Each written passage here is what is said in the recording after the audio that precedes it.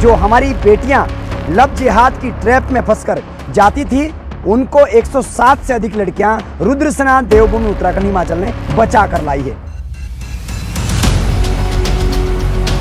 जिहादी सीधा घर में घुस गया और अभी तो वो क्षेत्र हमारा ट्राइबल क्षेत्र है, कभी उस क्षेत्र में दूर दूर तक ऐसे जिहादियों के कोई स्थान नहीं है। उसके बाद वो अमन तोमर बन के आया। जब बाद में जब हम गए और जो उसकी आइडिया चेक की गई तो पता चला वो फरमान है। अंश राणा बन के आ रहा है। जब उसको पता चलता है कि उसका नाम तो अनस खान है और वो लड़की जो है 16 साल की है। बाकी पहले ये सारे के सारे जितने भी भारत के अंदर जो ये लोग सब एक्स हिंदू है। आइए, आप लोगों का घर वापसी में स्वागत है। अच्छा, उनको आप एक्स हिंदू मानते हैं? एक्स हिंदू मानते हैं हम। कोई मुस्लिम यहाँ है ही नहीं। कोई देश के अंदर एक भी मुस्लिम है तो मुझे बताओ। सीधे तौर पे ये है कि 10 लाख से अधिक जो उत्तराखंड के अंदर अवैध रूप से मुस्लिम आ रखे हैं, इनको सबको हम बाहर करने की कोशिश करेंगे।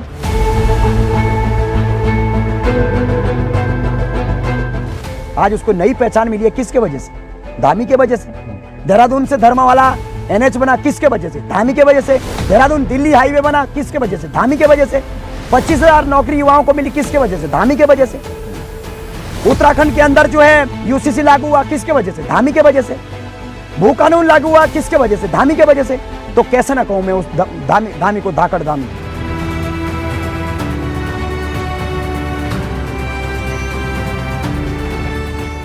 नमस्कार, मैं सुमित तिवारी, NMF न्यूज़ में आप सभी का बहुत बहुत स्वागत है।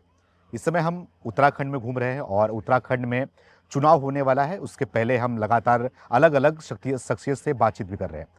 इस सिलसिले में हम खूबसूरत वादियों के बीच में मौजूद हैं और नरो इको रिजॉर्ट में अभी हम फिलहाल मौजूद हैं और हमारे साथ आज बातचीत के लिए राकेश उत्तराखंडी जी मौजूद हैं, जो कि हिंदूवादी नेता भी हैं और साथ ही साथ इन्होंने कई ऐसे काम किए हैं जिसको लेकर चर्चा का विषय भी बने रहते हैं। खास तौर पर इन्होंने घर वापसी भी कराई है। 107 ऐसी लड़कियां जिनको घर वापसी कराई है। 23 मुस्लिम लड़कियों को जो है वो हिंदू में घर वापसी कराकर शादी भी कराई है इन्होंने।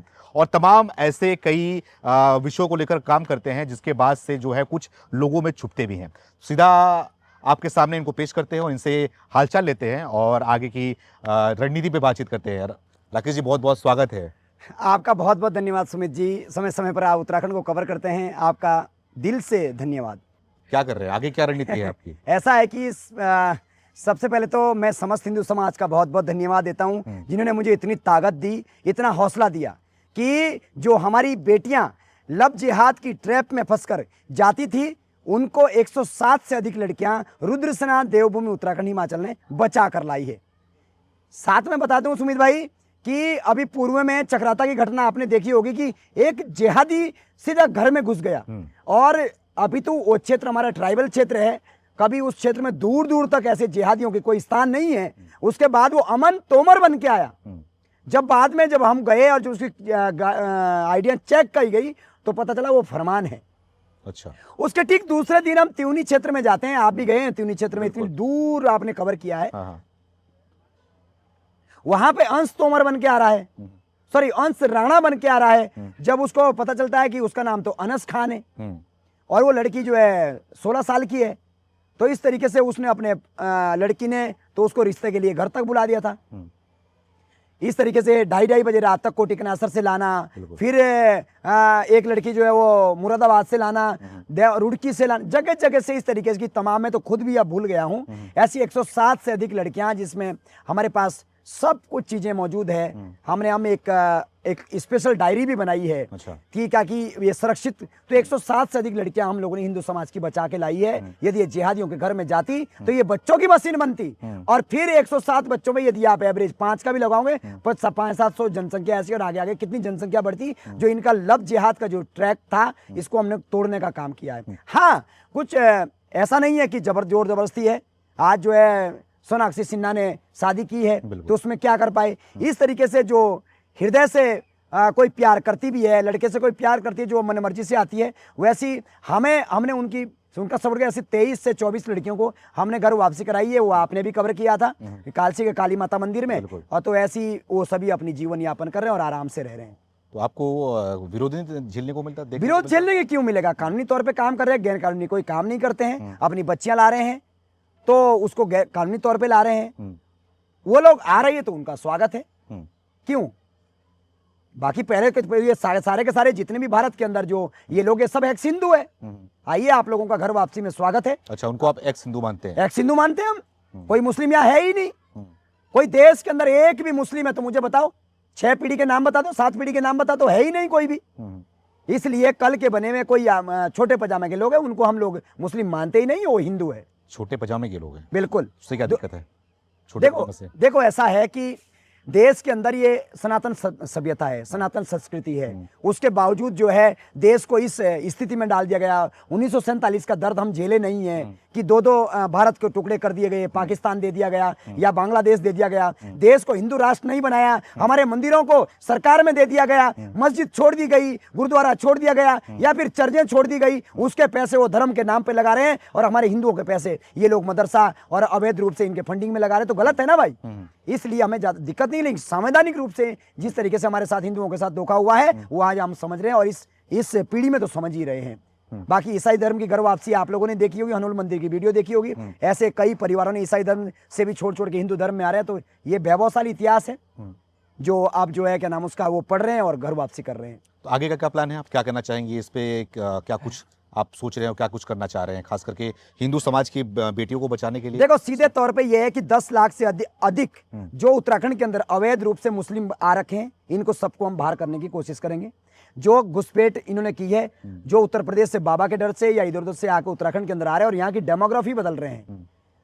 मासूम महाराज की कृपा रही, बद्री विशाल बाबा केदार की कृपा रही, तो आने वाले समय में ये लोग सारे के सारे बाहर होंगे। 10 लाख बहुत बड़ा आंकड़ा होता है। क्या पॉसिबल है? बिल्कुल है। इनको चेक करेंगे तो जिन का मूल, जिन का क्या नाम उसका रूट जो जहां की यदि वापस भेज दिया जाए तो कम से कम 10 लाख मुस्लिम पॉपुलेशन उत्तराखंड के अंदर बाहर हो गए। ये पूछ रहा हूं, भेजना पॉसिबल है क्या? क्यों नहीं भेजना पॉसिबल है? ये बाबा जी का लंगर है क्या प्रदेश? ये उत्तराखंड प्रदेश देवभूमि है? ये जिहाद भूमि है क्या? किस तरीके से यहाँ रह रहे हैं? फर्जी तरीके से आधार कार्ड बना रहे हैं, स्थायी निवास बना रहे हैं, सारे के सारे कागजात बना रहे हैं। आपने देखा वो कोटी कनासर में दो दिन के आए हुए लोगों ने स्थायी निवास बना दिए, 27 लोगों ने कागजात बना दिए। ऐसे 56 से अधिक क्षेत्र से हम लोगों ने इनको बाहर किया है। और जौनसार बावर क्षेत्र के अंदर आप जाओगे तो सावड़ा, कोटी कनासर, अटाल, कथियान, कोटीगाड़, चाहे या फिर इधर को कोटी कनासर बोलो, कोटी कॉलोनी बोलो, सैया बोलो, यहाँ पे ऊपर आप मागठी बोलो, इन सब जगह से हटा चुके हैं हम। नहीं देंगे जमीन, नहीं देंगे मकान, नहीं देंगे किराए पे, नहीं देंगे। हमारे बाप दादा का मकान है, क्यों देंगे हम? तो इनको भगा दिया गया है यहाँ से। तो देने वाला कौन है? कौन दे रहे हैं? आप हमारे समाज के लोग ही दे रहे हैं? हमारे क्षेत्र के कुछ लोग हैं जो इनको ऐसा लगता था कि नहीं ये बढ़िया है, लेकिन अब इनकी छंटनी हो चुकी है। पता है कि नाई का काम करेगा तो हमारी बेटी को फंसाएगा, वो लब जिहाद में भगा के ले जाएगा। कोई मकान किराए पे देंगे तो मकान कब्जा लेगा। कहीं यदि ये नदी के किनारे आएंगे तो खनन करेंगे, अवैध रूप से काम करेंगे। नहीं तो लैंड जिहाद, लब जिहाद, व्यापार जिहाद करेंगे। वो हलाल सर्टिफाइड की जो हलाल इकोनॉमी है उसको इंप्लीमेंट करेंगे और हमारे क्षेत्र के व्यापार को प्रभावित करेंगे। हम सब जानते हैं अच्छी तरीके से, इनकी हैसियत अब जानते हैं, हमें पता है कि कौन क्या है। इसलिए अब अपने क्षेत्र में, अपने मकानों में इन लोगों को नहीं रखना चाहते तो ये हमारी मर्जी है। कानून हमारा इसका अधिकार देता है। जबरदस्ती थोड़ी ना इन जिहादियों को अपने मकान में बिठाना है, नहीं देंगे। और कोई आ जाए, कोई जबरदस्ती आ जाए तो उनको मुंह तोड़ जवाब दिखाएंगे, उनकी औकात दिखा देंगे। कैसे हमारे मकान में कब्जा करेंगे? वो जमाना चला गया सुमित भाई, जब डरा धमका के मकान लिए जाते थे, डरा धमका के हिंदुओं को भड़काया जाता था, या फिर बैरागी वाले जैसे जगह पे जो है मारा जाता था। औकात है तो देखो, कॉन्सेप्ट फिट किया है। आने वाले कई वर्षों के लिए इतिहास बना चुके हैं कि ऐसा ही होगा। यदि हमारे हिंदू भाई के साथ ऐसा होगा तो ऐसा ही होगा। विकासनगर में मौजूद हैं अभी फिलहाल। विकासनगर में जो घटना हुई, विनोद को मारा गया, वो भी आपने देखा। अब बताया जा रहा है कि वहां पर पहले जो है वो मुसलमानों के 4 से 5 घर हुआ करते थे। आज के टाइम पे वहां पे 400 घर हो चुके हैं। तो क्या कुछ कहना चाहोगे कि वो पहले आबादी बढ़ाते हैं, आबादी बढ़ाने के बाद यहाँ पर जो है वो अपने तरीके से रहते हैं, अगर कुछ बोलोगे तो तुम्ही को मारेंगे? ऐसा है सुमित भाई, अभी कुछ दिन पहले की वीडियो मेरे फेसबुक पेज राकेश उत्तराखंडी के पेज पे आप देखोगे तो सैलाकुई की एक जगह है जब 50 रुपए के स्टाम्प पेपर में 300 गज का प्लॉट बेचा गया, और वो सरकारी प्लॉट है और वो आगे से आगे बेचा जा रहा है। सहारनपुर में बैठ के बेचते हैं। तो इस तरीके से प्रदेश के अंदर जो है क्या नाम उसका लगातार जमीनों को बेचा जा रहा है। और इस तरीके से अवैध रूप से जो बाहर के मुसलमान है, कुछ कटमुल्ले हैं, उनको यहां बसाया जा रहा है। गलत है ना भाई? यदि यहाँ के लोग जाएंगे तो जाएंगे कहां? अब जैसे ही बसाएंगे तो क्या करेंगे जी? एक ठेली लेंगे, उसको बाजार में लगाएंगे, तो ऐसे 1200 ठेलियां विकास नगर के अंदर लगी थी, जो ना तो बिजली का बिल देते, ना पानी का बिल देते, ऊपर से ट्रैफिक को जाम करते हैं। क्या इनके बाप का कर्जा खा रखा क्या हमने कि इनको जो है यहाँ पे हम पालेंगे? बाबा जी का लंगर है क्या उत्तराखंड?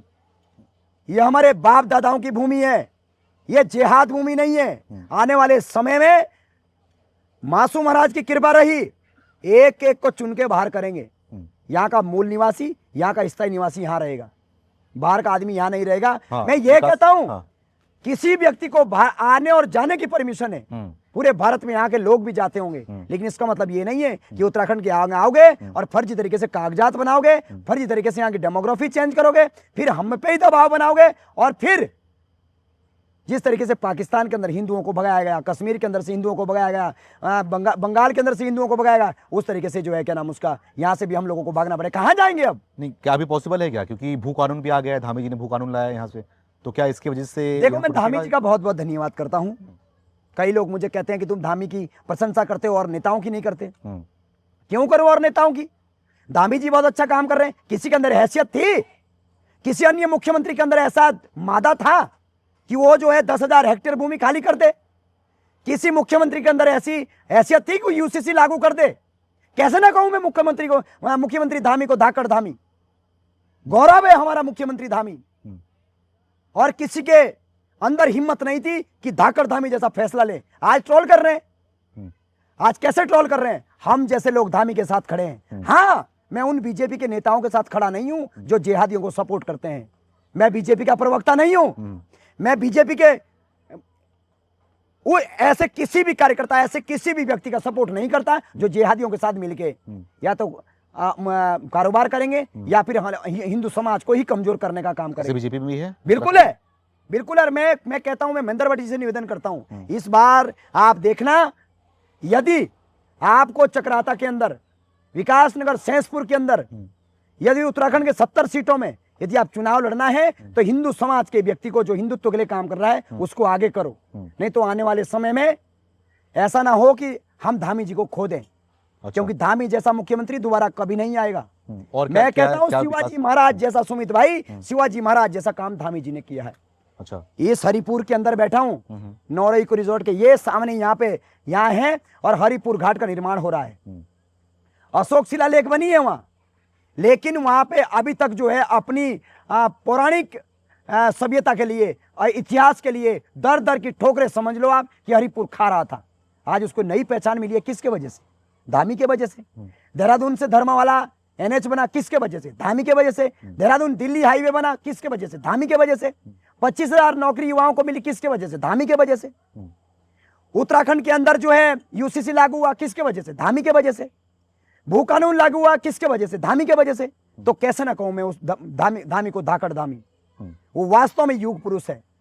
अपने लिए क्या करता है आदमी? मुख्यमंत्री बना है, पेंशन लेगा, आराम से अपने जीवन यापन करेगा, लेकिन इतने बड़े कठोर जो फैसले लिए जा रहे हैं, किस लिए? इसलिए मैं धामी को धन्यवाद देता हूं। और मासूम महाराज से 33 कोटि देवी देवताओं से, 8 वसु, 11 रुद्र, 12 आदित्य, 2 अश्विनी कुमारों से, 33 कोटि देवी देवताओं से मैं हाथ जोड़कर प्रार्थना करता हूं कि हे प्रभु, दोबारा धामी को ही देना। दोबारा धामी को ही? बिल्कुल, दोबारा धामी को ही देना। यदि धामी के अलावा कोई दूसरा चेहरा उत्तराखंड के अंदर मुख्यमंत्री का आता भी है तो मैं भाजपा को सपोर्ट नहीं करूंगा। मैं हिंदुत्व को सपोर्ट करता हूं, लेकिन भाजपा को सपोर्ट नहीं करूंगा। और एक भी विधायक जो हिंदुत्व की बात नहीं करूंगा, ऐसे किसी भी विधायक का सपोर्ट नहीं करूंगा। मैं धामी को पसंद करता हूं, लेकिन उन विधायकों को सपोर्ट नहीं करता कि सैंसपुर के अंदर जो है गोकसी हो रही है, चुप रहते हैं। विकास नगर के अंदर कुछ गलत काम हो रहा है तो चुप रहते हैं, या उत्तराखंड के कई क्षेत्रों में काम होता है तो चुप रहते हैं। मैं ये चाहता हूं कि जैसे धामी धाकड़ धामी बोलता है, हर विधायक की, हर कार्यकर्ता की, हर एक जिला पंचायत और बीडीसी जो भाजपा से चुन के या इस तरीके से या कांग्रेस से भी चुन के आते हैं, जो हिंदुत्व की बात करेगा, राकेश उत्तराखंडी जैसे हजारों हिंदू समाज उसका साथ देगी, निस्वार्थ भाव से साथ देगी। इसलिए कहता हूं कि धामी तुम आगे बढ़ो, हम तुम्हारे साथ हैं। अच्छा, बिल्कुल। कांग्रेस क्या रोल है इस बार चुनाव को लेकर, खास करके क्योंकि राहुल गांधी जो है अब धीरे धीरे एक्टिव होते नजर आ रहे हैं? देखो, ऐसा है, राहुल गांधी 50 बार रिप्रेजेंट होते हैं। हाँ। और फुस हो जाते हैं। अच्छा, राहुल गांधी की कोई हैसियत नहीं है उत्तराखंड के अंदर। आपने अभी भी देखा होगा, वो अपना हेलीकॉप्टर तक उड़ा नहीं पाए क्योंकि वहां भीड़ ही नहीं थी। 4 लोगों के बीच में कहां जाते?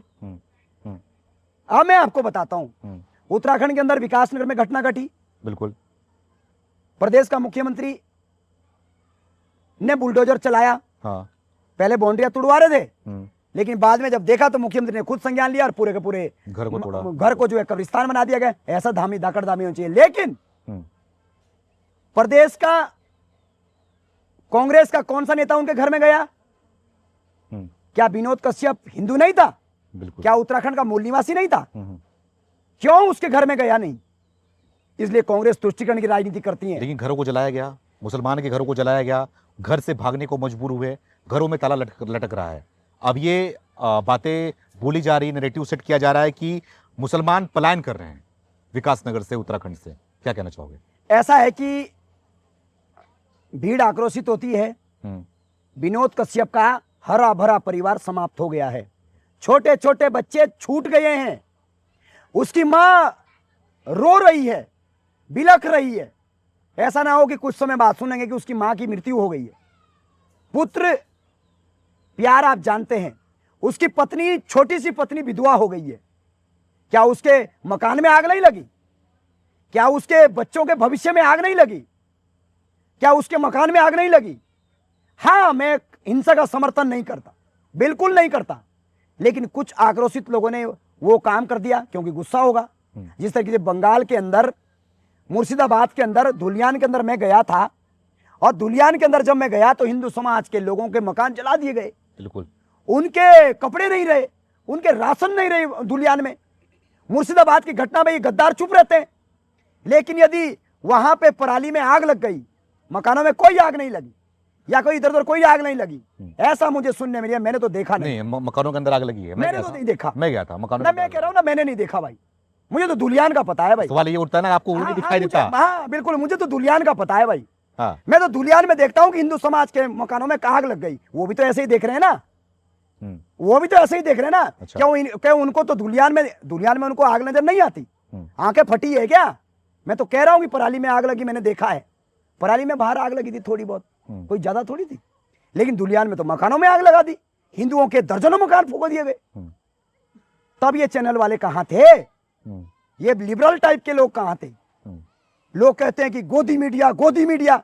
अरे तुम दलाल मीडिया हो जो धुलियान नहीं दिखा पाई। जो ही सुमित भाई, जो ही व्यक्ति कोई जगह बोले कि नहीं गोदी मीडिया, उनको बोलो कि ये गोदी मीडिया ठीक है, लेकिन तुम तो दलाल और चमचा मीडिया हो जो धुलियान के अंदर को कवर नहीं कर पाई। सुमित भाई 10 दिन के अंदर, 10 दिन के लिए मैं गया था चुनाव से पहले, मैंने पूरी तरीके से कवर अप दिखाया है। बच्चे रो रहे हैं, उनके पान उगाते हैं वहां पे, तो पानों की खेती के लिए वहां पे एक झाड़ टाइप का लगाते हैं, उसको जला दिया गया, बेरोजगार कर दिया गया। दुकानों में आग लगा दी गई, वहां पे मकानों में आग लगा दी गई, कपड़े जला दिए गए, राशन जला दिया गया, बेड, कुर्सी, अंदर की जितनी भी जरूरतमंद चीजें उनको आग के हवाले कर दिया गया। वो धुलियान नहीं दिखता, यहाँ तो कुछ हुआ नहीं। यहाँ पे जिस मकान में यदि आग लगी है तो उस मकान को तो ऑलरेडी मुख्यमंत्री धामी ने बुलडोजर चला दिया, उसको तो नेस्तनाबूद कर दिया। यदि वहां पे आग लगी है, धोखे से आग लगी, शॉर्ट किट हो सकता है। हमने तो नहीं लगाई भाई। अच्छा, हमें तो पता नहीं है भाई। तो उनके सपोर्ट में है जो आग लगाए? मैं उनका सपोर्ट नहीं करता। अच्छा। मैं हिंसा का समर्थन नहीं करता, मैं हिंसा का समर्थन नहीं करता, लेकिन अंदर से कोई आग होगी तो आग यदि दे रहे हैं वो तो उसमें हम थोड़ी ना भाई कुछ कर सकते हैं। वो तो उनका विवेक है, पुलिस जांच करे। मैंने तो ये भी सुना है कि उन्होंने जो अपने आप ही आग लगाई है। अपने आप? मैंने ये भी सुना है कि उन्होंने अपने आप जानबूझ के आग लगाई और फिर वहां से भागे ताकि प्रदेश के अंदर नैरेटिव सेट हो जाए। कई लोगों को फंसाना चाहते थे। अच्छा। मैंने देखा है कि सहारनपुर से आके कुछ 2-2 कौड़ी के जिहादी देहरादून के अंदर घूम के सेवा संगठन बना रहे हैं, और वो लोग यहाँ पे जो है कुछ पत्रकार है जो यहाँ पे जो है यूट्यूब चैनल बना रहे हैं, और ये और यहाँ के है ही नहीं। अच्छा। तो उस तरीके की नैरेटिव सेट करने की कोशिश कर रहे हैं। मैं कहता हूं यदि तुम अब एक बाप की औलाद हो तो जाइए धुलियान में दिखाइए, मुर्शिदाबाद में दिखाइए वो दर्द, दिखाइए कश्मीर के अंदर का वो बारामूला का दर्द, दिखाइए उरी का दर्द, दिखाइए वो पहलगाम का दर्द जो पैंटे खोल खोल के हिंदुओं को मारा गया था। तब क्यों मुंह में थूक सूख जाता है भाई? छोटी सी चीज जो है यहाँ पे ये तो नहीं दिखा रहे कि विनोद के मकान में, विनोद के बच्चों के जीवन में, विनोद के घरवाली के जीवन में, विनोद के परिवार के जीवन में, विनोद के भविष्य के जीवन में आग लग गई। कहीं पराली दजा दी तो उसकी उस दर्द हो गया। विनोद कश्यप के दिल से पूछो जो आज इस दुनिया में नहीं है। लेकिन सवाल आप लोगों पे उठ रहा है ना, आप जैसे उठने दो ना, कौन सा फर्क पड़ता है? लेकिन बोलते हैं कि आप लोग किसी को अगर कोई नफरत की बात करता है समझ में आता है उसको, जो भी करते हो। कोई अगर मोहब्बत और प्यार की बातें करता है, अगर कोई एक लड़का एक लड़की प्यार कर रहे हो, अगर कहीं बैठे हो, कहीं थिएटर में गए हो, कहीं होटल में गए हो, तो घर के अंदर घुस घुस के निकाल के मारते हो आप लोग। जाते हो, क्या बोलते हैं कि थिएटर के अंदर से निकाल के मारते हो, चाहे आप हो, चाहे वो बजरंग दल हो, चाहे कोई भी हिंदू संगठन हो। सवाल तो ये भी है ना, गुंडा नाम दिया गया। देखो ऐसा है, जो लोग इस तरीके के प्रवृत्ति के लोग हैं, हाँ, वो अपनी बहन बेटी पहले इनके साथ भेज के देखें। जो ये कहते हैं कि ये सबसे अच्छा है, अब्दुल सबसे बढ़िया है, अपनी बेटी परोसते ना भाई पहले। हमें पता है कि हिंदू समाज की बेटियां कैसे बचाई जाती है। रिकॉर्ड तोड़ काम किया है रुद्र सेना ने। 107 बेटियां कम नहीं होती, और चैलेंज के साथ कहता हूं, बेटियां बचाई है हमने और आगे भी बचाएंगे। प्राण चले जाएंगे। लेकिन जो ये गुंडा टाइप की बात कर रहे हैं ना, यदि तो प्यार से हमारी बेटियां इनके घर में परोस दी जाए तब तो हम बहुत बढ़िया है जी। और यदि हमने विरोध कर दिया तो हम गुंडा है।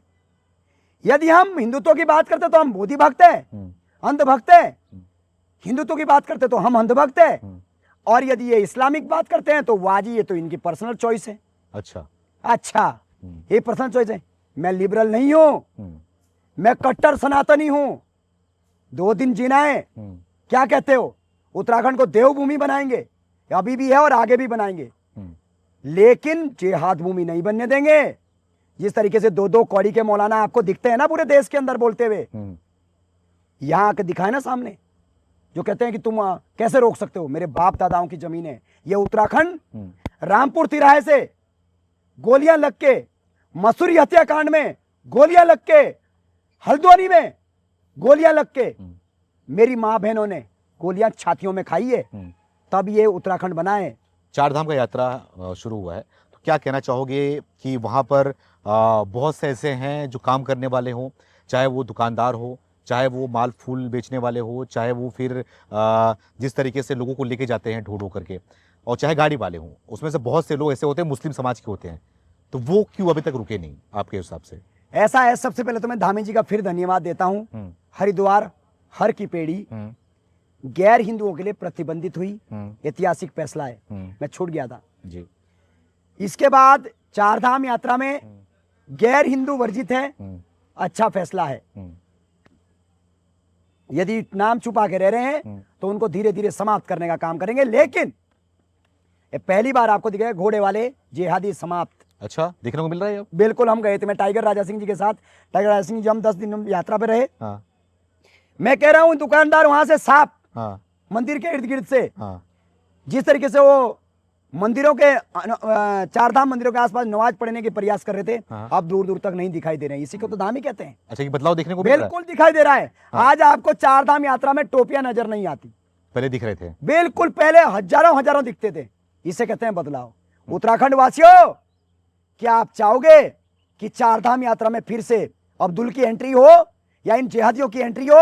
ये थूक के मूत के तुम्हें कुछ चीज खिलाएं या दे? चाहते हो? नहीं चाहते हो तो धामी को मजबूत करो। मैं आपके चैनल के माध्यम से कहता हूं, मैं भाजपा का समर्थक नहीं हूं, मैं हिंदुत्व की बात करता हूं। लेकिन पहली बार उत्तराखंड के अंदर ऐसा मुख्यमंत्री मिला है जो सिद्ध हिंदुत्व की बात करता है। करप्शन की बात होती है, करप्शन का आरोप लगता है, कहीं ना कहीं लोग लगाते हैं यहाँ पे। करप्शन की बात होती है, पंजाब जाइए देखो। करप्शन की बात होती है, आप अपने जम्मू कश्मीर जाइए देखो, आपको दिखेगा। कैसे नहीं आई भाई? करप्शन एक बार में समाप्त नहीं होता, लेकिन धामी ने कठोर कानून बनाया है। मैं धामी का धन्यवाद करता हूं, बहुत स्ट्रॉन्ग तरीके से उन्होंने काम किया है। और खास तौर पर छात्रों के लिए क्या काम हुआ, क्योंकि पेपर लीक का मामला हमेशा सामने आते रहता है, तो जिस तरीके से यहाँ पे नकल विरोधी कानून आया हुआ है, तो क्या ये वाकई में कारगर साबित हो रहा है? क्या सही काम किया जा रहा है? छात्र इससे खुश नजर आ रहे हैं आपको? देखो, मैं आपको पहले बताता हूं कि हरीश रावत सरकार में, उससे पहले भी कांग्रेस सरकार में पेपर लीक नहीं हुए, बल्कि डायरेक्ट एंट्रियां हैं। आज भी जो कांग्रेस सरकार में कई लोग लगे हैं, यदि ढंग से कागजातों की जांच होगी तो फिल्टर करके निकलेंगे। मैं आपको बता रहा हूं। अच्छा। धामी सरकार के होते हुए यदि पेपर लीक हुआ है तो पेपर रद्द हुआ है, पारदर्शिता हुई है, उसमें जांच हुई है, उसमें जेल की सलाखों के पीछे नकल माफियाओं को भेजा गया है और दोबारा से जो है भर्ती हुई है। बिल्कुल। और कई भर्तियों में सीबीआई जांच तक हुई है। ऐसा मुख्यमंत्री पहले कभी देखा आपने? ऐसा मुख्यमंत्री कभी देखा कि जो है नकल विरोधी कानून पे जो है सीबीआई जांच की मांग कर दे? पहली बार हुई ना। ऐसा होता है। पहले कभी किसी बेटी के साथ अत्याचार हुआ? कांग्रेस समय में बेटियां कितनी मारी गई? हमारे क्षेत्र की प्रियंका एक लड़की थी, लाखा मंडल क्षेत्र की, उसका पता नहीं चला क्योंकि कांग्रेस सरकार का मामला था। कभी सीबीआई जांच हुई? अंकिता भंडारी के मामले में सबसे पहले सीबीआई जांच हुई है। इसे कहते हैं धाकड़ धामी। आपने कभी किसी बेटी की सीबीआई जांच उत्तराखंड के अंदर कांग्रेस के समय में देखी? नहीं देखी ना। मादा होना चाहिए। तो बड़ा मुद्दा क्या है इस बार? धाकड़ मजबूत तरीके से फैसले लेने वाला बंदा होना चाहिए। मेरा ये सवाल है, उत्तराखंड के अंदर बड़ा मुद्दा धामी है। अच्छा, जिस तरीके से पूरी तरीके से उन्होंने उत्तराखंड को संभाला है, तो धामी जैसा मुख्यमंत्री कोई हो नहीं सकता। सिर्फ धामी है मुद्दा? बिल्कुल। यदि धामी हटा तो उत्तराखंड समाप्त। धामी हटा तो या तो आपको अवैध रूप से बनी हुई ये मजारें फिर से उगना शुरू हो जाएगी, बाहर से आने वाले लोग इंप्लांट हो जाएंगे, डेमोग्राफी बदलेगी, हमारी बहन बेटियां जो है घर से फिर से उठा के ले जाली जाएगी और हम कुछ नहीं कर पाएंगे। और उत्तराखंड के अंदर जो है भू माफियाओं का राज होगा। चारधाम यात्रा से जो ये हटी है, ये रोक जो है ये हट जाएगी, यूसीसी खत्म हो जाएगा। तो इस तरीके से जो बड़े बड़े मुद्दे हैं, जो मंदिरों के संरक्षण है, उत्तराखंड देवभूमि का संरक्षण है, ये सब चीजें नहीं हो जाएगी। क्योंकि वो मुस्लिम यूनिवर्सिटी बनाना चाहते हैं। यूनिफॉर्म सिविल कोड आने से क्या बदलाव हुआ है उत्तराखंड में? देखो, यूनिफॉर्म सिविल कोड आने से बहुत बदलाव हुए हैं। अब जो पहली बार आपने हलाला पे आपने पहली बार आपने मुकदमा देखा होगा रुड़की के अंदर, हमारी मुस्लिम बहनें परेशान हो जाती थी। अच्छा। 3 तलाक दिए जाते थे, फिर उसके बाद हलाला किया जाता था, फिर दोबारा से जो है वो शादी करती थी। पहली बार किसी बेटी ने हिम्मत दिखाई और उस जिहादी को जेल की सलाखों के पीछे भेजाया जो वो बहन का हलाला करना चाहता था। तो कई बदलाव आए हैं। अब जो है प्रदेश के अंदर यूसीसी लागू हुआ तो रजिस्ट्रेशन अनिवार्य है। वो 2 और 3 शादियों का मामले खत्म हो चुके हैं, क्योंकि पहले जो है आप 3-3 शादियां कर सकते थे, अब समाप्त है। आप करके दिखाओ, आप कोई करेगा तो जेल की सलाखों के पीछे जाएगा। लेकिन एक तरफ आप तो मुसलमानों को भगाने की बात कर रहे हैं, दूसरी तरफ जो है ये कानून के तहत उन्हीं को फायदा हो रहा है, उन्हीं के लिए भाई जनसंख्या तो कम करोगे ना किसी तरीके से। हाँ। मैं तो कहता हूं, धामी जी से भी निवेदन करता हूं, राष्ट्रपति महोदय से भी निवेदन करता हूं, प्रधानमंत्री से भी निवेदन करता हूं, राज्यपाल जी से भी निवेदन करता हूं, तमाम भारत के मुख्यमंत्री से भी निवेदन करता हूं, 2 बच्चे हुए अब पकड़ पकड़ के सबकी नसबंदी कराओ। 2 बच्चे हुए तो? हाँ, जब जैसे ही 2 बच्चे होंगे, हाँ। हम 2 हमारे 2, हाँ। उसके बाद चाहे हिंदू हो मुस्लिम हो कोई भी हो, सबकी नसबंदी पकड़ के कराओ, अनिवार्य रूप से करा दो। मैं चाहता हूं तभी जनसंख्या रुकेगी, नहीं तो जनसंख्या नहीं रुकेगी। हम 2 मुसलमान दोनों के, सबके, मैं कहता हूं सबके। देखो, कानून यदि सबके लिए बराबर है, ये कहते हैं कि ये देश सबका है, तो मेरी बात का समर्थन करो, मुसलमान भी आओ और कहो कि जनसंख्या नियंत्रण बंद करो। अरे वो तो अल्लाह की देन होती है, कहां से रोक लेंगे? तो खाना क्या मोदी देगा? खाना क्या धामी देगा? बताओ आप, वो भी तो अल्लाह से ही ले आओ ना, फिर क्या दिक्कत है? मैं तो कहता हूं, लेकिन यदि देश हित में चाहते हो, राष्ट्र हित में चाहते हो, तो हम 2 हमारे 2 आओ, साथ में नसबंदी कराओ। नारा हमारा ये है। और यदि आने वाले समय ठीक रहा तो ये हम करके दिखाएंगे। अनिवार्य रूप से पूरे देश के अंदर ये कानून लागू हो कि तो वही हो जाएगा इमरजेंसी वाली बात, जैसे इंदिरा गांधी ने नसबंदी कराई। इमरजेंसी नहीं है, इंदिरा गांधी ने नसबंदी कराई है तो हिंदुओं की नसबंदी कराई है, मुसलमानों की नसबंदी नहीं कराई। अच्छा, सबको पता है, सब जानते हैं। और जिस हिंदू ने नसबंदी कराई है उसके लिए जो है लॉलीपॉप दे दिया, पट्टे का, जमीन का पट्टा दे दिया। अरे इनकी भी नसबंदी कराते ना, जो हम 2 हमारे 70, हमारे लिए ऊपर 72, नीचे 70 ऊपर 72 और सबके हाथ में ईंटर पत्थर। क्या मतलब है? इसलिए मैं कहता हूं देश के अंदर सम्मान कानून, जनसंख्या नियंत्रण कानून आना चाहिए, नहीं तो भारत 2-4 साल का खेल है। 2027 में आप देखोगे तो 1947 जैसे हालात होंगे। ये मैं आज आपके चैनल के माध्यम से कहता हूं। इसलिए मोदी जी, धामी जी और सभी लोगों से निवेदन है, अब जनसंख्या कानून ले आओ, समय के साथ ले आओ और सबकी नसबंदी कराना शुरू करो। उत्तराखंड में भी चुनाव है और साथ ही साथ उत्तर प्रदेश में भी चुनाव है, और उत्तर प्रदेश के भी मुख्यमंत्री योगी आदित्यनाथ है, जो कि उत्तराखंड से ही आते हैं और वहां पर मुख्यमंत्री हैं। उनके बारे में क्या कहना चाहोगे कि उत्तर प्रदेश में सही तरीके से काम हो रहा है? क्या उत्तर प्रदेश में इस बार बदलाव दिख रहा है या फिर क्या नजर आ रहा है? देखो, ऐसा है, उत्तर प्रदेश के अंदर भी योगी जी जबरदस्त काम कर रहे हैं। मैं अपने 2-4 ही लोगों को अपना आइडियल मानता हूँ। मैं धामी जी को अपना आइडियल मानता हूँ। मैं मुख्यमंत्री योगी आदित्यनाथ जी को आइडियल मानता हूँ। हेमंत बिस्वा शर्मा को मानता हूँ। और अधिकारी जी भी थोड़ा बहुत काम कर रहे हैं। शुभेंदु अधिकारी जी का देखेंगे कि एक नए आ गए अभी कट्टर नेता। बिल्कुल, हाँ, देखते हैं कि क्या होता है। लेकिन फिलहाल तो, और एक साउथ में मेरे बड़े भाई टाइगर राजा सिंह है। अच्छा, वो आप सभी जानते हैं कि उनका जलवा कैसा है हैदराबाद के अंदर, कि जब मैं खुद जाता था तो किसी उस अब्दुल की हैसियत नहीं है कि इस यात्रा को रोक दे या उनके सामने कोई बोल दे। और उत्तराखंड के अंदर भी यही नैरेटिव सेट करेंगे और उत्तराखंड के अंदर भी देवभूमि बनाने का प्रयास करेंगे। आखिरी में आपसे ये जानना चाहूंगा कि बेहतर मुख्यमंत्री के बारे में बता दिया कि योगी जी बेहतरीन है और धामी जी बेहतरीन है और प्रधानमंत्री की बात कर रहे हैं आप, मोदी जी बेहतरीन है। तो क्या नजर आ रहा है कि आपको कि कंपेयर किया जाए उत्तराखंड और उत्तर प्रदेश को? उत्तराखंड उत्तर दोनों आपके प्रिय मुख्यमंत्री आपको नजर आ रहे हैं और दोनों में थोड़ा कंपेयर किया जाए तो क्या नजर आ रहा है, बेहतर क्या नजर आ रहा है आपको? देखो, मैं तो धामी जी को बेहतर मानता हूँ।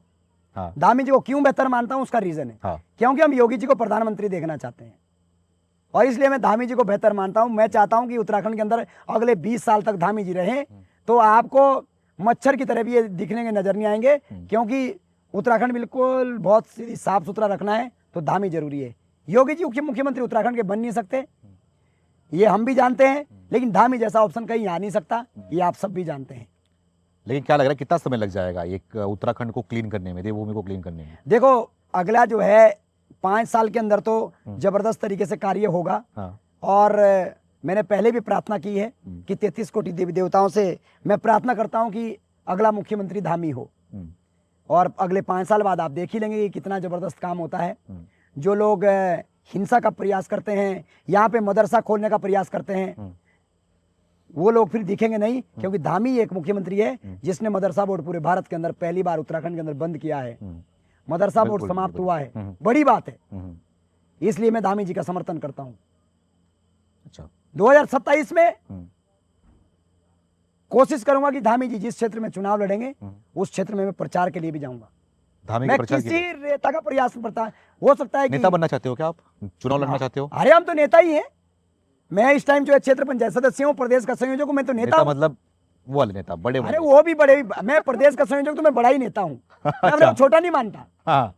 लेकिन मैं बात कर रहा हूँ, विधायक बनना चाहते हैं क्या, सांसद बनना चाहते हैं क्या, मंत्री बनना चाहते हैं क्या, मुख्यमंत्री बनना चाहते हैं? देखो ऐसा है, जो भी मेरे निमित्त हमारे लिए जो जिम्मेदारी दी जाएगी उस जिम्मेदारी को निर्वहन करेंगे, पीछे नहीं हटेंगे। राजनीति ठोक के करता हूं और अपने दम पे करता हूं और ये बोल के करता हूं, एक भी जिहादी का वोट नहीं चाहिए। नहीं चाहिए, नहीं चाहिए। ना उनके घर में जाता, ना मुझे उनकी जरूरत, ना उनका सपोर्ट करता, नहीं चाहिए मुझे नहीं चाहिए उनका वोट। मैं विधायक बनूंगा, मैं हिंदुत्व के दम पे बनूंगा। मैं सांसद बनूंगा, हिंदुत्व के दम पे बनूंगा। बनूं ना बनूं उसका भी कोई फर्क नहीं पड़ता, मुझे लालच भी नहीं है पद का। लेकिन मेरा ट्रैक एक ही है, इसलिए इनको आग लगती है कि हमें क्यों नहीं बोलता वोट के लिए। नहीं चाहिए, इन हिजड़ों का वोट मुझे नहीं चाहिए। हम कट्टर सनातनी है, हम सनातनियों का सपोर्ट चाहिए। है कोई उत्तराखंड के अंदर, पूरे भारत के अंदर बोलने वाला जो ये बात बोल दे? लेकिन मैं कहता हूं, मैंने चुनाव लड़ा है और चुनाव सबसे भारी मतों से चुनाव लड़ा है उत्तराखंड के अंदर। मैं एक पहला क्षेत्र पंचायत जो दूसरी जगह से चुनाव लड़के भारी मतों से वोट के चुनाव से जीत के आ चुका हूं। लेकिन मैंने पहले ही बात बोला कि मुझे जिहादियों का वोट नहीं चाहिए। तुम रखो अपने कोने में उस वोट को, मुझे नहीं चाहिए। साइड हो जाइए, हवा खाइए। ठीक है, मुझे हिंदुत्व का वोट चाहिए, हिंदुत्व का सपोर्ट चाहिए, मुझे उन्हीं का आशीर्वाद चाहिए। किसी पद पे सुशोभित हो ना हो ये मेरा मकसद नहीं है। बात है सनातन को मजबूत करने की, ना कि खुद को मजबूत करने की। आप सभी को मेरा साष्टांग प्रणाम। मेरे से कोई गलत बोला हो, गलती हुई हो, उसके लिए क्षमा चाहता हूं। लेकिन उत्तराखंड देवभूमि के लिए दर्द हमारे दिल में है और उत्तराखंड को जिहाद भूमि नहीं बनने देना चाहते और सनातन के लिए मजबूत तरीके से काम करना चाहते हैं। आने वाले समय में कौन आता है कौन जाता है कोई फर्क नहीं पड़ता, लेकिन सनातन के लिए काम करते रहेंगे। और हाँ, यदि आप अपने घर में बैठे हैं तो आपको तन मन धन से, सोशल मीडिया के माध्यम से, जिस तरीके से भी सपोर्ट हो, आप लोग जरूर सपोर्ट करें, क्योंकि हो सकता है कि हम जैसे लोग फिर कभी ना आए और एक ये रात आखिरी हो। आने वाले समय में ना जाने कभी जिहादियों के इतने बड़े टारगेट में हैं, पूरे इंटरनेशनल लेवल पे धमकी आती है, कब क्या हो जाए कोई फर्क नहीं पड़ता।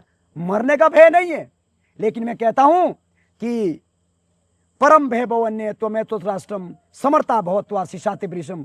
हम इस भारत को परम वैभव पे ले जाना चाहते हैं। मातृभूमि के चरणों में हम प्रणाम करते हैं कि हे प्रभु, धन्य है वो ये धरती जिन्होंने हमें अपने सेवा करने का मौका दिया। हमारा जन्म कहीं पाकिस्तान में होता, बांग्लादेश में होता, कहीं होता तो हम हो जाने कोई दूसरे पंथ में होता, लेकिन मैं सौभाग्यशाली हूं कि मेरा जन्म सनातन में हुआ है और इस देश की सनातन की रक्षा के लिए हुआ है। जय हिंद। बहुत बहुत धन्यवाद। तो हमारे साथ में राकेश उत्तराखंडी जुड़े हुए थे, इनसे कई सवालों का जवाब हमने लिया और साथ ही साथ उत्तराखंड में अब चुनावी माहौल भी गर्म होता नजर आ रहा है, उसको लेकर भी हमने जानना चाहा कि क्या लग रहा है उत्तराखंड के अंदर क्या विषय चल रहा है, किन मुद्दों पर जनता जो है इस बार सोच रही है और वोट करने जा रही है। बहुत बहुत धन्यवाद।